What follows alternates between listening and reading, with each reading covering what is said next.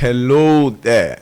Great to have you here again for another interesting and insightful conversation about water. Water became so interesting and so exciting that we had to talk about it in another episode, and we're going to have a continuation of that in this episode. We buttressed the point about water giving life, having the ability to give life, and water having the ability to take life.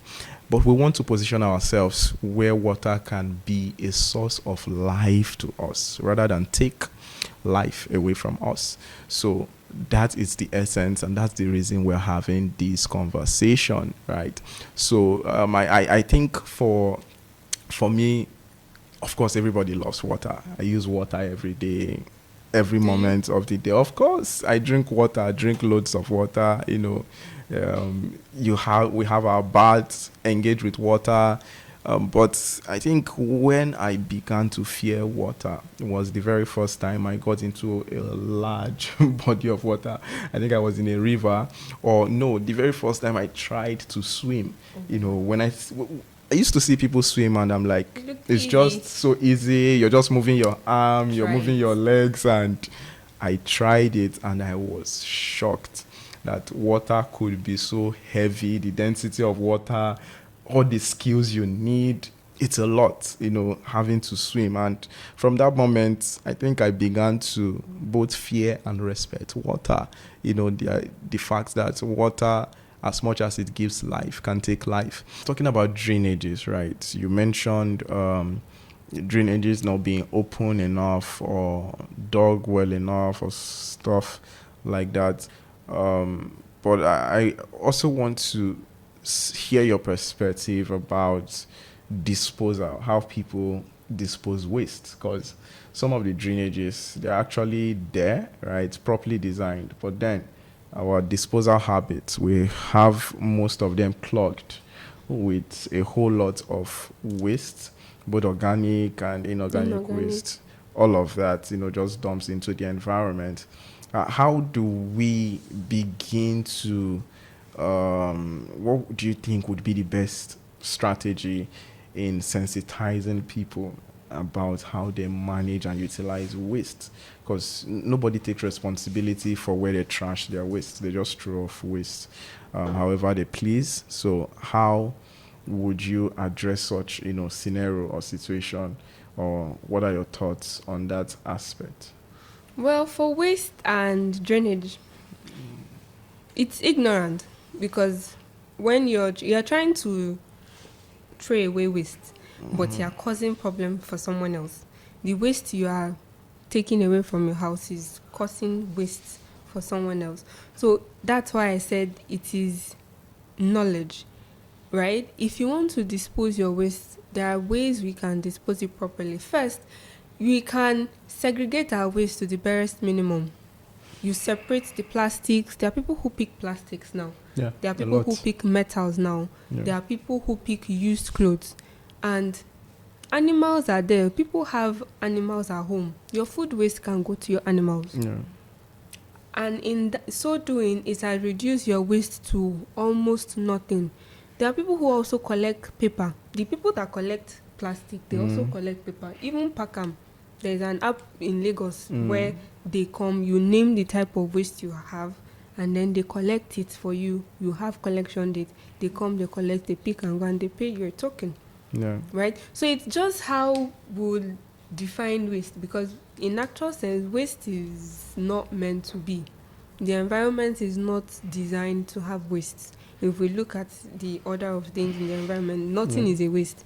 What you call a waste in a cycle is the food that another cycle will eat. When we die, we become nutrients for the soil. When plants die, they become nutrients for the soil. And it's that nutrient that the plants will take up again to grow, to mature.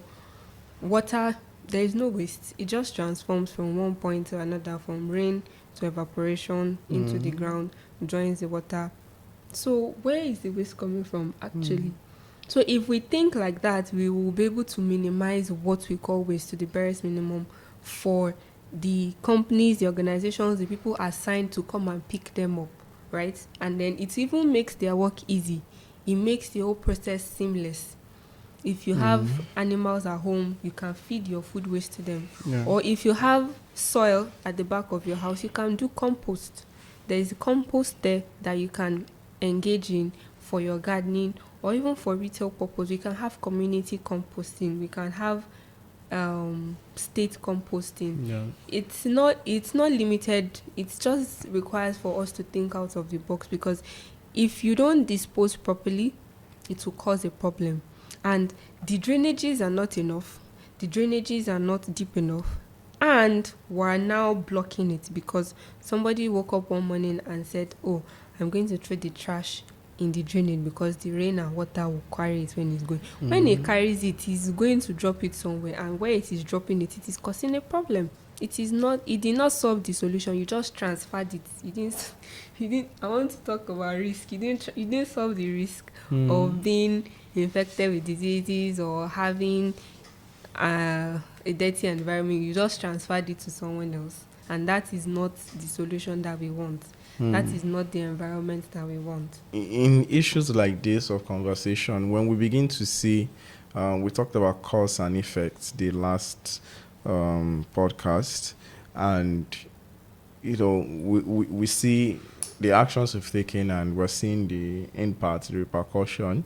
So floods begin to happen, everything, and there's a whole lot of, anytime it happens, there's just this whole lot of different conversations about, I would call it the blame game, right?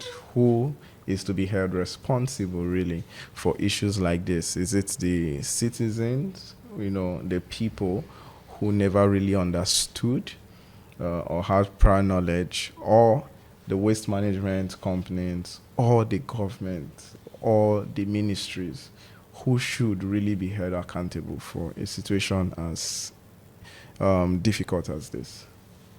Well, referring to the stakeholder engagement, everybody is a stakeholder in the environment. There is nobody that is not engaging in the environment. So therefore, it is everybody's responsibility. However, the government should clearly outline their role, create system, create structures, create policies that enable certain action plans to be taken, that enable certain thoughts, that enable certain system to be put in place.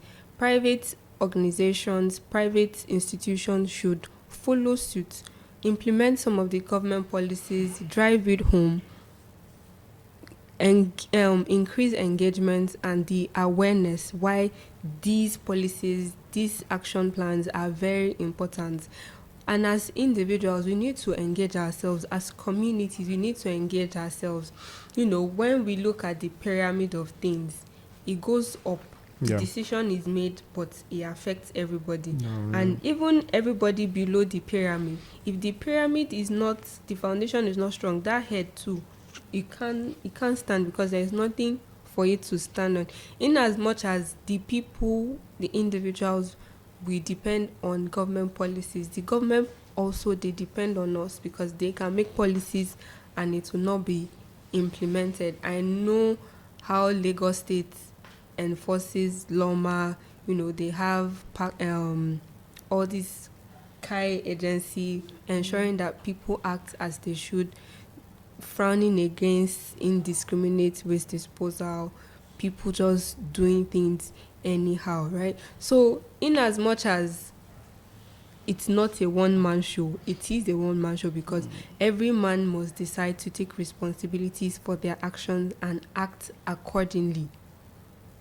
In your house, how are you disposing the waste? Are you just packing everything, old clothes, old food, dry food, wet food, animal waste, everything? You're just packing it together and you just drop it in the bin outside, or you go and drop it somewhere and burn it, thereby causing another problem, right? So if we know that, okay, this waste in my house, we can separate it. Go and call Iyalagbaja. She always used to pick plastic. Give her plastic. All those iron bender that they are passing, put this iron together when they are passing. Give it to them. There is a company in Lagos that picks paper waste from companies from workplace, and then they recycle it and form tissue papers from it, Okay. right? That kind of company now, if it's a known fact, it's a thing for communities to gather their paper waste, right? Paper, carton, all those stuff, gather Yeah. it together. They'll come and pick it, and they probably sell their products to the company, to the environment, the community at a discounted price. I don't know Yeah. if you understand what I'm Yeah, saying. sure. And then at the end of the day, if we narrow it down to food waste, people have animals at home. Your dog, your goats, chicken, all those things. Feed them, and the ones that you cannot feed them, communities should have community compost, right? So these are the actionable plan. These are the practical ways with which we can tackle it. And where does the community comes in? Where does the government comes in? Where does the private comes in? The private comes in when they enable the environment, when they are building, when they are structuring their construction project, when they are implementing their construction project, they build in a system where, oh, maybe in this community now we'll have a collection point. At this collection point, you can recycle this, you can recycle that, right? And then individuals know that, oh, when you go to Lokogoma, or when you get to this particular area, there are some certain actions, there are some certain things you can carry out, as against just building and just saying, government will not cook whatever the government is saying, that's their headache, bribing people and just trying to get away with everything, not considering how our actions affect the environment. So these and many more are some of the ways that we can solve it. The government should put in policies, put in systems, and then they should just ensure that they are adhered to on private level, NGO level, community, school, institution, right?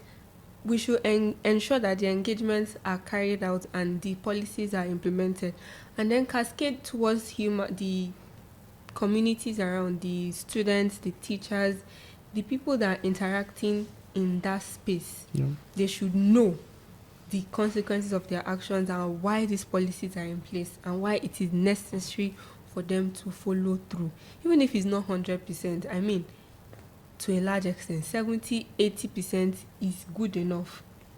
Because if we had followed through 70-80%, we will not be where we are. The engagement has been at the barest minimum. Everything has just been done haphazardly without thoughtful process, and it has become a nuisance. Okay. So, really great. I think just like many challenges or problems and issues we face globally are systematic problems requiring everyone, right? Every hand needs to be on deck, from government agencies to private companies, organizations, NGOs, down to individuals. So everyone have a part and a role to play, right, in having to tackle this issue about flooding in Nigeria, for instance. So we see, or rather, let me not assume that we see the impacts of flooding. So I would like you to buttress, right, again on what are the impacts, the immediate impacts we're seeing of these flooding activities that happen, right? Flooding in itself happening in Nigeria, different locations, different scenarios. You can state examples, right, for the ones that have happened both up north, the middle belt, even down to the south, every area, right, that it has been affected. What really are the impacts of flooding, apart from the obvious property loss that people are experiencing, forced displacement? What other impacts do we experience that we don't even think about or address? So as you were saying, what the data that came to my mind, in 2022, Nigeria recorded the impacts of flood to be about 1.4 million people who were internally displaced, and we recorded about 600 loss of life, right?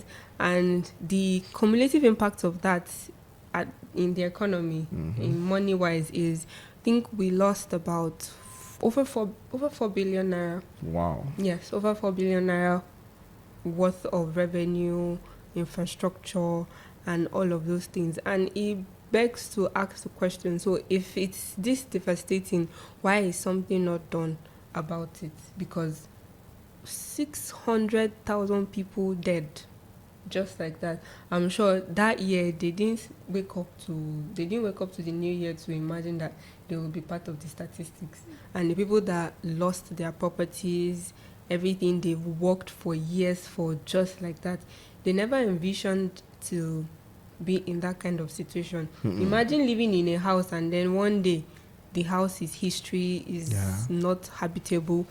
All the investment you have, your car, your jewelry, clothes, gadgets, everything gone with the flood, with no insurance, nothing. Imagine the loss that person would go through. And to think all of this could have been reduced, probably not totally avoided, right? But the impact of this could have been reduced to the barest minimum if some certain structures are in place. If some certain things are in place, they could have been reduced to the barest minimum where the impact is not as much. Maybe not completely avoidable, but the impact is not as much, right? So it takes me back to what I had earlier mentioned. We need to hold our engineers responsible. We need to hold our structural engineers. We need to hold our quantity surveyors. We need to hold our town planners. They know all of this data. They know all of these statistics. When you are constructing, it should be 40% construction and then 60% fauna. If you have a land, you shouldn't completely build on everything. You should still leave a space for greenery. You should still leave space for all those other earthy, natural elements. You shouldn't just completely cover the whole surface. If you go to Lagos, oh my God, Lagos is like a madhouse when it comes to construction. You see landlords, you see estate developers, they don't care. They just want to build as many houses in the limited land space they have to make their money and move on. And you see, with no drainage. That's the most annoying part. I go to some houses or some estates in Lagos and I'm looking for the drainage. I'm not this. I'm not seeing it. And then the surface is covered with cement, completely blocked. Some people even go as far as putting nylon so that they, you go to some places so that the grass will not grow. Yeah. Fam, that's wrong. It's not giving. It's totally wrong. Yeah. But it's the greed again. What has landed us where we are is greed. We need to review why we do what we do. You want to make money. Yes, you should make money as an estate developer, as a landlord, or whatever space that you're in. But it should be done ethically. It should be done in the standard way. Because why would you cover the whole earth's surface? See, I see a lot of movies now, or even posts on Instagram, where people in developed countries, they are changing their building materials. There was a video I watched, right? I think we'll try to share it so that you see what we're talking about. There was a video I watched. They were removing all the concrete that they already had on the floor in their houses, in the streets, in the community. They were changing them to gardens. They were putting materials that water can pass through. Yeah. Right. So water, when the rain falls, the water would infiltrate into the soil and then go and join what we had earlier explained. You shared that video with me. Yes, I shared it with you. And then, but that's the developed country. But in Nigeria, we are doing what they are recovering from. It doesn't make any sense. It doesn't give the vibe that, we're developing with our senses. It just gives like, this is it and this is it. We're not reviewing the process. We're not evaluating. We're not doing any monitoring. We're not doing any evaluation. We're just building like one-way traffic. And it is not healthy. For every alteration, there must be a provision to cater for that alteration. But we're not doing it. And it's sad. That's why Lagos, for me, well, I would say it anyways. I don't even think Lagos should still be selling any more land for property development. Because once they sell, you have increased the chances of it being flooded. Because that point that you're trying to develop now, the house will stand on a section. Yeah. The driveway, they'll cover it. You would even go to some houses, even the places that they shouldn't cover, they will completely cover everything. No space, no soil, nothing. And sustainably wrong, everything wrong, literally, because it is the environment. While relating with it, while it should be a give and take, it shouldn't be a complete shut out. Yeah. What estate developers are doing in Lagos is complete shut out, and it is not good for Lagos. Lagos is already disadvantaged because it is coastal region. Yeah. It's prone to flooding because it's close to the water bodies. The soil type is different. It doesn't retain water because it already has enough water. So if you are altering the process again, the little it can to retain, you're just increasing the rate at which water goes into the ocean and the sea around, and then that in turn will give feedback, and the feedback oftentimes is flawed, because just like I explained, if you cover a surface and you pour water, no towel to absorb, no plant to absorb, that water is there, and if that water is strong enough, it will find its way. If it's not strong enough, it will be there until it eventually evaporates and leaves. That's why some places in Lagos, after rain, you see water. Yeah. It will be there. It won't move until the little that can evaporate will evaporate. The little that can enter the soil will enter the soil. That's because the process has been altered. The process has been altered. It cannot be overemphasized. And we keep altering the process. See, these things can be done sustainably. Yeah. If you know you don't want your car to get dirty, if you know you want your children to go and play outside, there are still better ways with which you can explore all of this, not completely shutting it out. There are so many innovations and development now that you can implement when constructing. Just cover the driveway. We see videos, we see movies where people just, in the movie, it's just the driveway that will be covered, and then every other thing is green. And if you know you can't maintain green, you can put the fog screen, but just ensure that water can enter the ground. You are not completely obstructing that process. That process should not be completely obstructed. And it's mandatory, so you need to be able to cultivate the green. It's necessary. You live in an environment, we breathe in oxygen, right? And we breathe out carbon dioxide. Why would you live in an environment where there is nothing producing one of the basic things that you need to survive? Oxygen. It's completely wrong. That's why we have increased air pollution everywhere. So if you live in a place, you need to have greenery. It's very important. It's not just for aesthetic. It's very vital for your survival as a human being and your health. I absolutely agree with all of that, right? I think the point you just highlighted now, talking about the fact that we all breathe in oxygen, right? And we see plants being great generators, right? Giving back oxygen. So it should be something we should prioritize, that oxygen is basic. So from that thought process, it even begins to make, clearer sense why we should even try to create the greenery as well. And that's just another point to help us think and see from a different perspective. I'll just also look at some of other impacts of flooding, like talking about disease outbreaks, how waterborne diseases can spread right through the process, looking at food insecurity as well, how flooding can destroy acres, hectares of farmland, right? Everything, all of a farmer's efforts, months, years of farmer's efforts ruined in just a matter of days, right?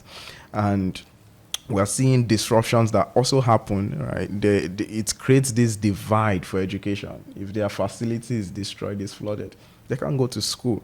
And if their infrastructure for education is altered, it's going to take another time to rebuild, right? And then education, talking about healthcare systems break down as a result of all of this. So the reason I'm highlighting everything is just so we analyze and see, or critically take a look at all we get to lose from just Flooding. one event, flooding.